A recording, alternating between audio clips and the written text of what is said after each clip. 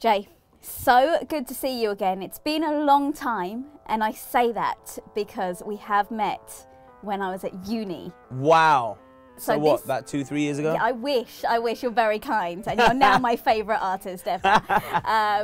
No, this was over 10 years ago. What? So I was excited when I was thinking I'll get to interview you, because at the time I wasn't doing this. Right. I didn't have a clue what I was going to be doing at all. Wow. And we had a picture, and I brought it. No I mentioned way. it Let me see this. This was the day before digital cameras. This was taken, like, I got it developed. One picture, you had one shot. Still have it. Oh, don't look at me though. Don't look at me. I don't even want to look at myself. You haven't changed. You haven't changed. You had a lot more hair. God. You had a lot more hair.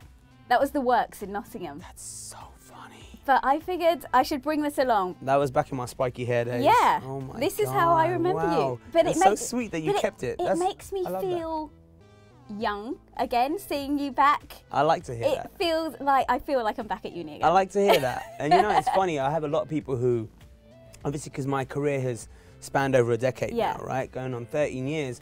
There's people like yourself who, when you listen to my stuff now, it takes you back to your, you know, the nostalgia back to your uni days.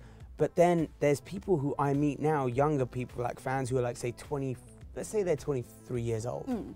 They were 10 when I started. Isn't that insane? So, but the thing is, and it doesn't make me feel old or anything, it makes me feel so special, the fact that they were probably, they grew up on my music, literally. You know what I mean? And then, you know, it's just a nice thing to have these new fans and then the old OG fans. And it's just a nice feeling. I love it. I love it when I listen to your old stuff and it takes me back. Even now, if you hear it in a club or anything. It's amazing. It must do it for you, though, as well, when you think well, back to those days. Well, because I perform more of those songs all the time, right? So when I'm on stage now, I get to span, like I said, over a decade of music. I get to do stuff from, you know, 2003 all the way up until now. That's a lot. You know, so yeah, it's fun though. You have a huge back catalogue. It's pretty mad, man, when I think about it. It's a nice journey. It's still playing on my iPod now, though. There you go. I love that. I loved All or Nothing. It's still one of my tracks, which I constantly listen to. Yeah, that was a good song. I like that. Just a Friend. Yeah. Cry. Oh, you got the taste. They're all picking the album cuts. I like that. I love them, though. Yeah. I love them. They still work today, which is thank you very much. Which is good. But we're here to talk about the new single. The new single with Sean Paul. Yep. So you guys teaming up again. Yep. When you worked with him the first time round, did you always think we need to do something again, like? Not necessarily. Like we didn't just say like we need to work together again. We just became really good friends. Okay. You know, it wasn't one of those situations. There's some people I've done collabs with, and then you just don't stay in touch, and you'll see them once in a while. But Sean's actually a friend. Okay. You know, so being able to like send him this song. It was just as simple as, in fact, it was over WhatsApp. I literally WhatsApped him the song. No way. I did, and I was just like, hey, bro. I was like, listen, man. I was like, I think I have another banger for us. I was like, trust me, I reckon this is gonna be the one. And he was like, sick, send it over. Sent it to him. He listened to it, called me up, and he was just like, bro, this is insane. We need to, you know, we need to get on this. And I was like, sick. And that's it, and that's how it came out. Do you think you've kind of evolved it from how you were back in the day? Yeah, of course, always evolving. I mean, technology changes, the sound of music. So you can't stay so old school in your head. And like I've always said, it's like Jay-Z said it best. People talk about my old music, then buy my old album, right? And it's just like, you have to keep moving forwards. Yeah. And of course people are gonna be like, oh, I miss his old, but that was then. Yeah. You can't do a song, I could never do a song like, you know, write it and put it out right now, or a song like, you know, like you just said, Cry or War, and think it's gonna work in this era, because times change. They work for some of us, still. You can always still listen to it and enjoy it, but I'm talking about now, on radio, where music is, it won't fit the musical climate. Yeah. So if EDM's popping off 1 minute, I don't want to go and then jump on an EDM record. Right. I'm thinking, where's it gonna go? Then I heard trap was starting to come in. Then I was like, oh wow. So now EDM's becoming a slightly trap-fied. Now trap and R&B are together. Like, what else can we do? And I was like, you know, so I'm always thinking about these kind of things. You're properly analysing it. Yeah, man, that's what I do. Like, I'm a fan of music, so I study it, you know. Yeah. Of course, I'm Indian. I study everything. I can relate to that. Right, exactly.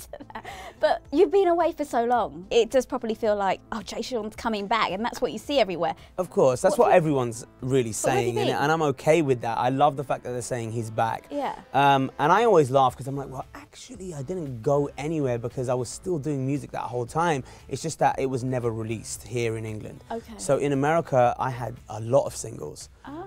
Yeah, they're just stuff that never made it over here because I was signed to Cash Money. Yeah. So of course, they started focusing a lot on America, and a lot of my music wasn't going outside of America. But you did some really great stuff then. Like I remember, like, that's when Down came out in 2012. Do you remember? 2012. 2012 was probably the last song that UK got.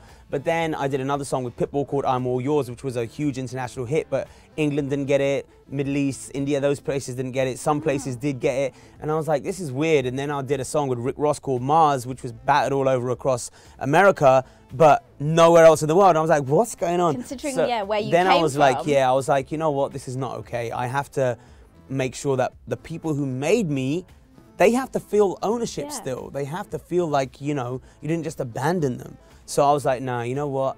Thank you guys. We've had a great run. We've sold millions of songs together, but I need to go and do my thing now. We've got Zayn, obviously, who's just brought out his new album. And I think that comparison with him being British Asian and then you're always probably going to get that at some point. But, you know, on his album, he's got Flower, which he's sung in Urdu, yes. Yeah, which is great. And so I think probably he helps as well to bring it to the masses. Yeah, I mean, like, you know, his new sound is obviously, you know, very much on the R&B side of things, left field. And, you know, like, I think a nice departure from where he was with 1D. Yeah, he's going to be good for music, isn't he? And for what British Asians are doing. He's doing great. He's flying the flag big time. Yeah. Absolutely. So you're back in the UK at the moment, but you're living out in the US. I live in New York. So between New York and LA. What do you not miss the UK? Because I miss it, like when I do. But I actually do come in and out every couple of months. I just keep it on the low radar. That's when I don't Snapchat and I don't. I come to see. Look, I got a little baby girl now. You know what I mean? I got a daughter, so of course my parents, her grandparents, they want to see her. So I'll fly in for the weekend just to see the family, see some friends. So I get to still be very much in touch with home. Has it changed you? Do you think being a dad, like when you started out, you had probably all the time in the world. You could do whatever you want, go wherever you wanted. Yeah, do you think it's a beautiful change, and I wouldn't change it for the world, because I had, what, 11 years of just being a maniac, going wherever I wanted, partying how much I wanted, do all of that stuff. And honestly, there's only so much you can do all of that before you're like, okay, what haven't I really done? Yeah. And then I was like, I want a kid. Like, I want a kid. I want to be able to, like, you know what I mean? Like, I love kids. And now it's great. I get to do this. I do this. And I'm still doing everything that I used to do. Yeah. I still tour like crazy. I still go out. I still party and I still rave. But I've also got a beautiful little girl at home who doesn't care what her dad does. Has no idea that dad's not. Well, she does. She knows I'm a singer, but she doesn't know what it means. You sing to her? She knows my song. She can sing my song right now. If I ask her what's daddy's song, she sings it. Yeah, it's really cute. But then she'll be like, Daddy, put on Justin Bieber. And I'm like, brilliant. Oh, I love that so much. That's like the best story. Yeah, you must have the best stories when you have kids, I think. Let's say this is a comeback. Are there any artists, because obviously we've got Craig David as well, who everyone's saying making a comeback. Yeah, is there anyone else who you would like to see, kind of, who was around when you started out making a comeback? Good question. I don't know whether Neo has dipped out really. He's gone quiet. A little quiet. Family again, I guess. A little quiet, but I've always been a big fan of Neo. Justin, he came in out after 6 years of doing no music, came in, dropped an album, and then disappeared again. So I'd maybe like to hear some more Justin Timberlake, you know what I mean? But doing a soundtrack for Trolls, I believe. So hey, is he? New music there. I think so. You know, it's funny, like, you know, for the people out there who don't understand what an artist does when he's away or she's away, you know, sometimes people can get an album done in a year. Sometimes it takes them longer. Sometimes it might take them 3 or 4 years, but they're working. So next time, like Justin right now, probably he's working on an album. You know what I mean? And when they come, sometimes patience is a virtue, but I know nowadays we don't have patience for anything. No, we don't. You know what I mean? So that's why I'm going to try to not keep it so long until, you know, I hit you guys off with some material. Hey, it's good to have you back. Thank you very much. And like I said, I've got my photo from... We've got to take another one now, innit? We're going to update this. We have We're to going to update update this that. right now. But And what was I wearing? what was I wearing? My Hair God. grown out, clothes that don't But fit. to be Oh honest, my you know God. what's going to happen? 10 years from now, we're going to go, Why what were we why wearing? were we both in Why ridge? were our knees out? And I'm going to be like, what? Why was I wearing something that's down to my shoes? Oh, It's dear. weird. Yeah, we are going to do Anyway, that. there you go. So, yeah, let's not leave it 10 years, though, until I see you absolutely again. not. Let's do this again soon. But thank See you soon. so much Of for course. this, AJ. Good to see you.